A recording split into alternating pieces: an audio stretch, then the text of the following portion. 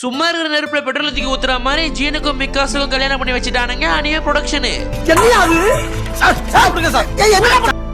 இந்த விஷயத்த ஒரு வருஷம் முன்னாடி லீக் பண்ணிட்டானுங்க அப்படின்னு சொல்லிட்டு ஏகப்பட்ட சோர்ஸ் இருக்கு. பட் கொஸ்டின் என்ன அப்படின்னு கேட்டா அது என்ன இப்போ ட்ரெண்டிங் ஆகுது அப்படின்றது தான். ஏற்கனவே இந்த Attack on Titan பார்த்து முடிச்சிடலாம்டா அப்படின்னு பார்த்தா இந்த Attack on Titan என் வாழ்க்கையை முடிச்சது தான் அதிகம். ஏன் அப்பாற்பட்ட பலான வீடியோக்கு எக்ஸ்பிளைன் பண்றேன் நானு. ஜீனுக்கும் மிக்காஸும் கல்யாணம் ஆச்சா அப்படின்ற விஷயத்துக்கு எக்ஸ்பிளைன் பண்ண பயப்படுறன்றது தான் உண்மை. ஸோ நிறைய பேர் இதை பத்தி பேசு ப்ரோ அப்படின்னு சொல்லி வச்சிருந்தீங்க. நான் உங்களுக்கு சொல்ல வேண்டியது என்ன அப்படின்னா Attack on Titan அவ்வளவுதான். ஈரன் செத்து போயிட்டா, மிக்காசா வந்து ஈரன் நினைச்சுக்கிட்டு அவளும் செத்து போயிட்டா, அவ்வளவுதான் முடிஞ்சு போச்சு. நீங்க தேவையில்லாம ஜீனை கொண்டு வந்து ஜீனுக்கும் மிக்காசா குழந்தைய கொண்டு வந்து இன்னொரு டிப்ரெஷன் உள்ள ஆழ்த்துறதுன்றதெல்லாம் ஒரு வந்து கேவலத்தனமான விஷயம் தான் நான் சொல்லுவேன். ஸோ மிக்காசா கல்யாணமே ஆகிருக்கட்டுமே, மிக்காசா சிங்கிள் சொல்லிட்டு அந்த சந்தோஷத்திலே என் வாழ்க்கை நான் வாழ்த்துட்டு போயிடுவேன். ஸோ ஓட்டின்றது முடிஞ்சிருச்சு. மிக்காசா ஈரனை சாவடிச்சா மிக்காசா சோலோவா செத்தான்றதுதான் உண்மை. அது என்னதான் பொய்யா இருந்தாலுமே இங்க இருக்கிற பாதி ஓட்டி ஃபேன்ஸுகளுக்கு அதுதான் உண்மை. அவங்க வாழ்க்கையை வாழ்றதும் இதை நினைச்சுக்கிட்டு மட்டும்தான்.